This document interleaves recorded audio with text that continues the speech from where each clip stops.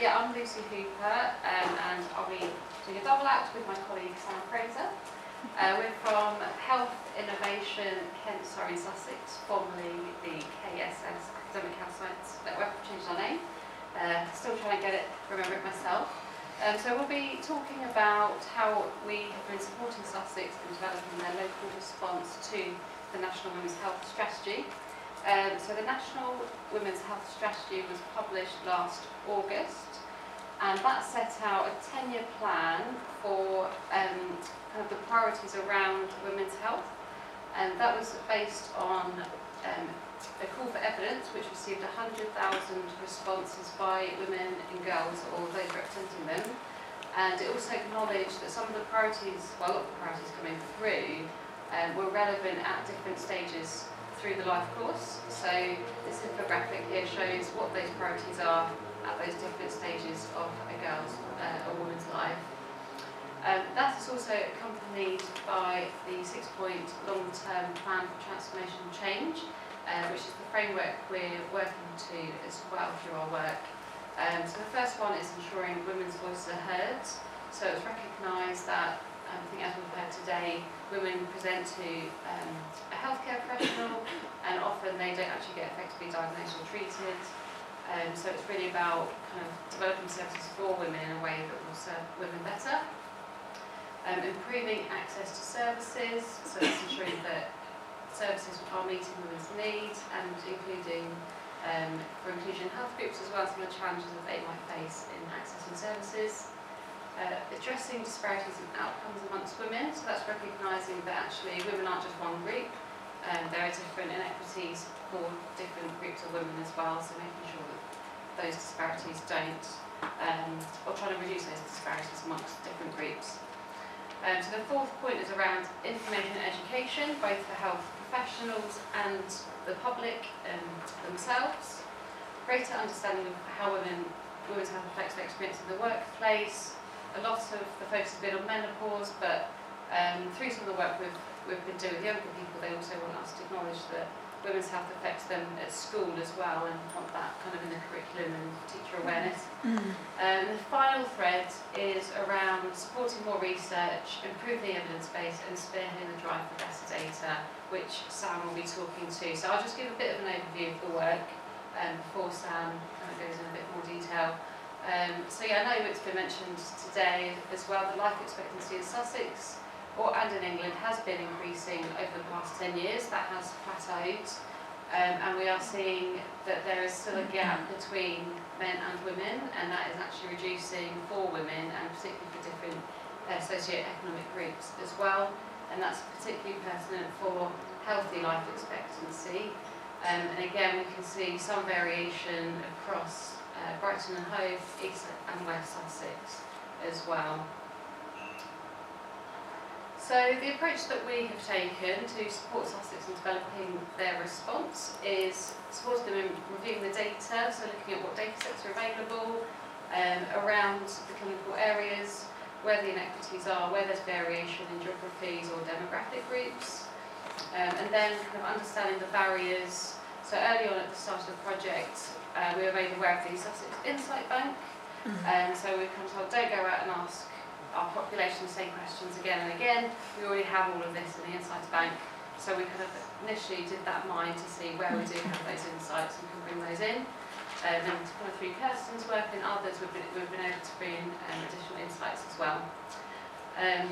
So we then want to kind of look at the evidence base and see what will work in practice as well. We will then kind of give Sussex ICS that intel to then develop their implementation plan, which again is kind of goes in line with the national, so over a 10-year period. So at the start of the project, it was really important for us to understand the parameters around what do we mean by a woman. There's quite a lot of debate, and we've linked in with the Sussex Trans Board, and we have agreed to go kind of use the terminology of anyone who was assigned female at birth, including those who were non-binary, those who live and identify as a woman, even if assigned a different sex at birth, and that includes intersex or variation in sex characteristics who identify as a woman, and we have also included girls from puberty onwards. So we have the 7 national priorities, so we've been working towards understanding those further, but also we were kind of informed and directed by Sussex that the other 3 clinical priorities around cardiovascular disease, where we know that women have poorer outcomes, aren't diagnosed in the same way that men are, chronic pain, which also affects women more significantly than men, or they're not treated as well or well effectively, and suicide, because we're also seeing increases in rates of suicide amongst women between ages 40 and 49. So far to date, we have carried out our data analysis, or nearly carried out. We've done one tranche, the second tranche is coming next week. We've carried out interviews with about 50 topic experts across Sussex, and through that engagement identified good practices and models of care within Sussex. As I've mentioned, the insights bank mapping, and we have also carried out some focus groups through commissioning local VCSEs to kind of understand and get that rich information of what matters most to them, what the barriers, what the challenges, and what would they like to see. And we've also set up the research network, which has been mentioned a couple of times, and I will save that for Sam to talk to. So the focus groups that we have run, we've done one with Gypsy Roma Traveller, young women, women with disabilities, multiple disadvantage, severe mental illness, neurodiversity, the older age group, middle older, trans and non-binary, and another one with neurodiverse women, and that has been decided through the engagement that we've done and where we've seen there are inequities locally.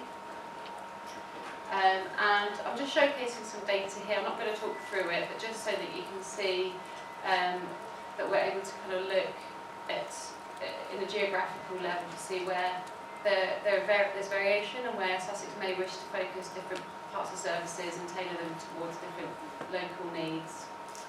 So I will pause there and invite Sam. Oh, thank you very much. So I am Sam Fraser. As probably like a lot of people in this room, I wear a lot of hats. I'm a psychologist, clinical psychologist by background. I work with Lucie in formerly the Academic Health Science Network, now the Health Research Innovation, and also the ARC. So I'm involved in, I suppose, the discovery of element, but also thinking a little bit about how we take that discovery and make it go into practice. So how do we implement? And I'm an implementation lead in the ARC. It's worth saying that the NIHR who fund the ARC don't pay for us to do implementation, so it's the reason that the Health Innovation Network has come alongside the ARC to support ensuring that we scale and spread all the discovery that we do. So when we first got involved as the Health Innovation Network, I still can't get used to that, doing this piece of work, it became really evident that there were lots of gaps and lots of things that we didn't know. And we really started to become curious about the fact that A, very little research was responding to women's needs, B, that very little research involved women as participants for many reasons, many around access, and thirdly, that not a lot of research was led by women. I mean, arguably we do have a whole bunch of women here today, but in general, we are doing this research for ourselves and involving women. So this kind of, I suppose, brought us to this point where we started to talk to colleagues about how we could fill some of these evidence gaps that we were finding as we were mapping and doing this work for the female health strategy. And met the lovely Kirsten, who kind of came along and said, right, let's convene a research network. Let's start looking at how we can bring people together, and this is part of, I think, what the ARCs do really well, is bring people together with a common interest to start looking and solving some of those difficulties and issues that we're picking up. So we really wanted to try and think how we could use research to ultimately have those same aims as the strategy. How can we improve outcomes and experiences? How can we make pathways more cost-effective and more sustainable? And it was really important for us, I think, to also understand what was already happening in our region. And we're a lot of really quite disparate researchers at times. We're often working in our own little areas, doing our own bits of work, and trying to bring people together to really understand what's happening. I think also what we wanted to try and do as part of this research network was not only think about sharing, collecting, connecting, but also capturing the clinical voice. And again, Kirsten mentioned some of the experiences that she's witnessed as a clinician. So it was really important that not only do we have people's voices, citizens' voices, and not only do we have the people in the top organisations who decide where we spend our money, the commissioners, the people who are driving services. But also, what do clinicians see? Because they are a really valuable part of the puzzle.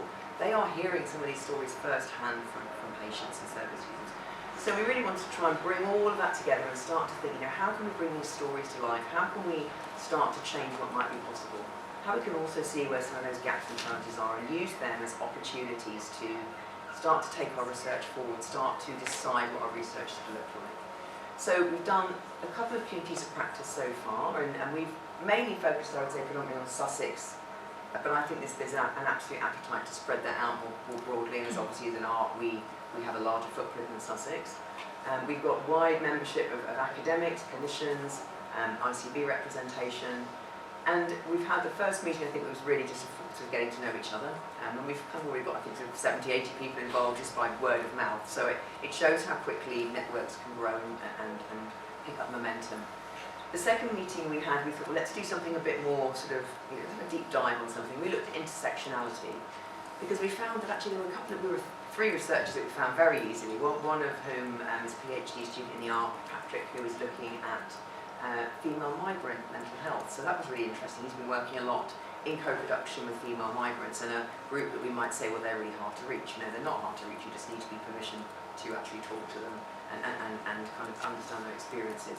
We also have Richard, who is looking at neurodiversity and menopause, but he's got a real wealth of information about neurodiverse women and their sort of wider health and mental health needs, and how they're really an invisible population. And what we're finding in the neurodiversity landscape is that we were looking at prevalence rates for women of sort of 5 to 1, so 5 male, 1 female. And actually what we're realising is Kelsa Freeze, we just weren't looking for neurodiversity in women, and actually it's the same prevalence rate. So we've got huge population of people in our communities who are underserved because their needs are not being identified and met. And then the last piece of work we did in the last session was also looking at the development of maternity passports for people with learning disabilities. And again, that was a nice piece of work that was also co-produced with again, we describe as perhaps more sort of seldom heard, hard to reach groups. So there was something in common with that work, and it was a nice kind of way of just giving people a flavour of the possibilities of things that we can do. So we're absolutely keen to kind of grow that network and encourage people to get in touch with myself, Kirsten and Lucy to be part of that. So driving again some of that Sussex work and discovery work that Lucy was talking about, some of those focus groups we're running, some of the early priorities that were starting to come out, and some of the questions that we're looking to get answered through research and discovery. So some of the relationships, for example, between menopause, mental health and suicide. We were finding that we were seeing Sussex has a particularly high rate of suicide at over 45. Now, what's happening to women at 45? Obviously there could be a whole multitude of things, but is there a correlation between menopause and suicide? Question. There wasn't much research out there. Contraception and also termination of pregnancy, we were seeing higher rates of termination at the moment. Is that to do with cost of living crises and in particular populations? Again, Kirsten's talked about the early detection of STIs and pelvic pain as well. How we're supporting women in the community. We've got the longest waits, I think, in the country for 52 weeks on average for obstetrics, not obstetrics, because that would be ridiculous, for gynae appointments. So again, looking at how we're developing kind of our knowledge base. And then also thinking about education for healthcare professionals as well, and understanding the relationship between physical health and mental health. Part of our work in the women's strategy will be developing, thinking about what women's health hubs need to look like.